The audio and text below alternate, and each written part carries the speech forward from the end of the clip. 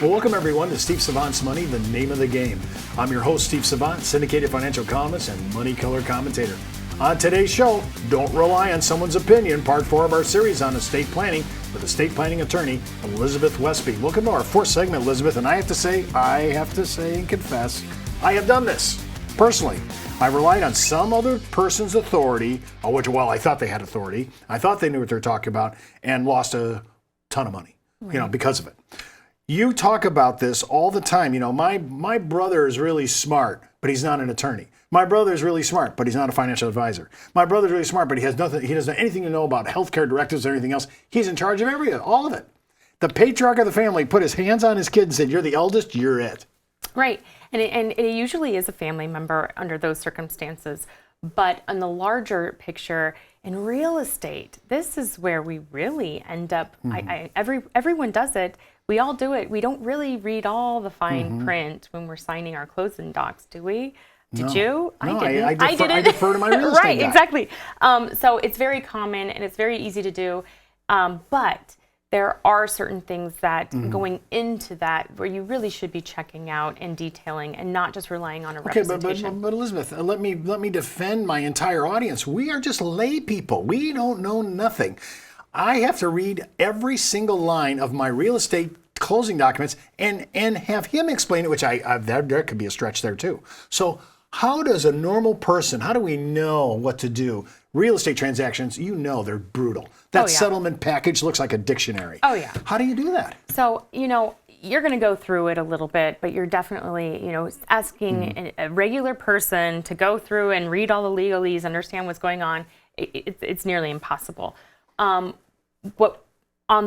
Before you get to this table where you're signing the closing docs, that's when you can do a little bit of research. First of all, you can choose a realtor. You can choose a realtor with a great track record, right? With all of the knowledge that you would want a realtor to have. So you're not choosing a part-time realtor. You're not choosing somebody who this is their first home that they're selling. You're perhaps choosing somebody who belongs to a large brokerage or who has a team or has some kind of oversight. Right, some sort of oversight. I moved from Illinois, and every transaction I ever had, my wife and I had for our homes, always included 2 attorneys.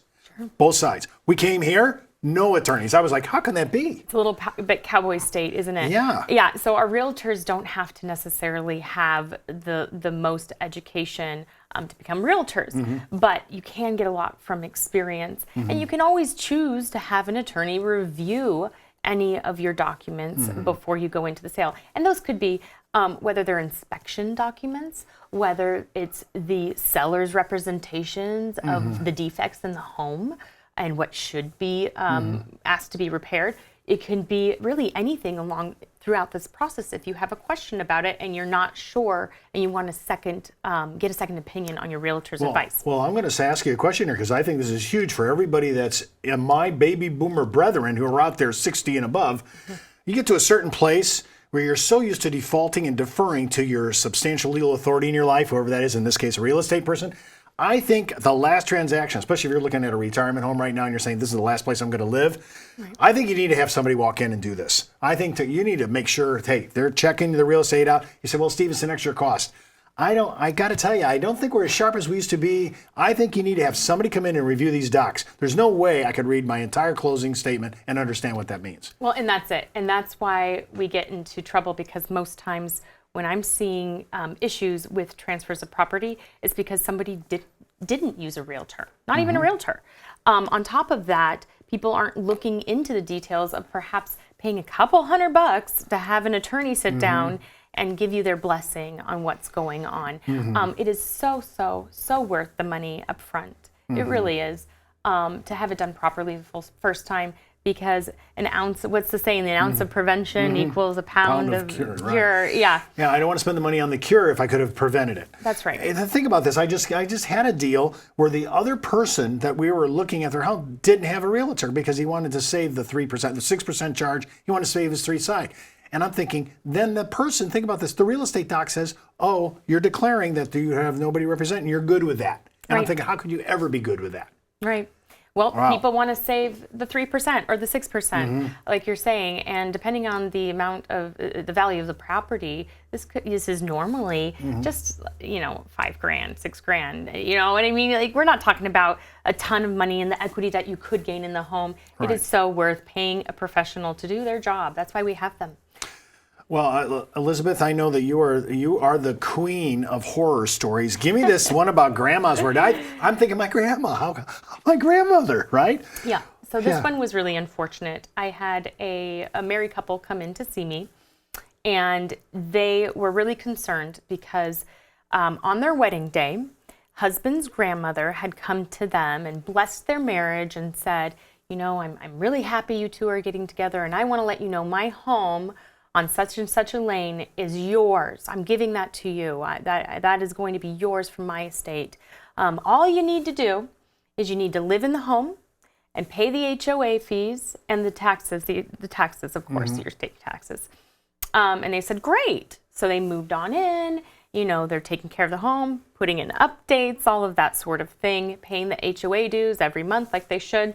So cost of living is low, so they could save a little money. Plus, they have this beautiful home that they're making improvements to because this is their family home. And they're thinking, wow, this is great. We're going to be set up for our retirement. This really helped us out. Well, then grandma somehow, after traveling and being absent for a bit, comes back and she says, you know what? I'm really angry with your mother about something completely unrelated to this home or the husband and wife, and said, I want you evicted. You're out. You need to get out of my house immediately. I'm selling this house and you don't get any of the money. So they come to me and they said, well, we have an agreement. She told us this. We were relying on this and we were acting like we had an agreement. And I'm like, unfortunately, the statutes are very clear. When you're talking about real estate and the transfer of real estate, you need to have something in writing. They had nothing in writing. And so there wasn't even a transfer of deed at that point. So they were just relying on her word and acting and settling their lives and years. I mean, they were in this house for nearly 10 years. So basically, if I just understood you, grandma who has taken up an offense against this couple's mother, right, is now taking it out on these kids. Absolutely. Unbelievable. Happens all the time. Wow. Emotions get in the way. So I have serious maternal grandma revenge. I mean, wow. So, and that's a terrible thing. When you come up, every time you tell me these stories, every time you've come on and told me a story, I'm just going like, I would have never protected myself. I know I wouldn't have. I would have taken her word for it all day long. I never would think she'd ever turn on me for any reason. You know what? I hate to say it, I guess you need to be business oriented, even with your family. Well, and that's the sticking point, right? You don't want to be disrespectful to a loved one. You don't want to second guess them or assume that they are going to be cruel to you down the line. But unfortunately, this happens so often that you've got to get clever. And at that point, what I would have suggested is I would have suggested that young couple go to an attorney and involve the grandmother in a plan and getting something written out. So don't do it behind her back, but somehow handle the situation where you're including her and get it done right away so she doesn't have time to get angry about something and change her mind, which affects the rest of your life.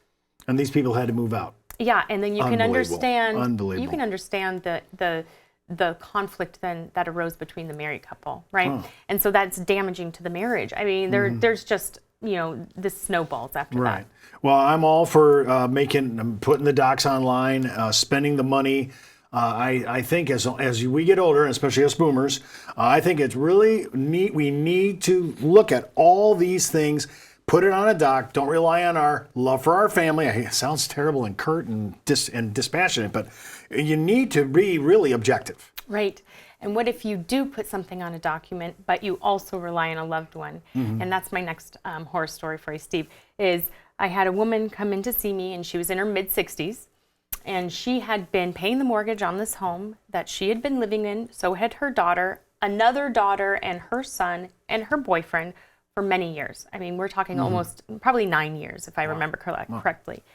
And she shows me her transfer, her property paperwork, and she says, look, so it was I'm a third owner with an option to purchase, and I've been paying money towards my option, which is what she understood in her head, because she thought she bought it three-way between the boyfriend, his sister, and herself.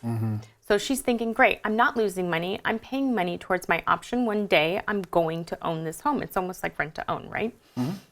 Well, she comes to me. I'm looking at the documents. She'd signed a purchase contract, but the deed was recorded with only one name on it.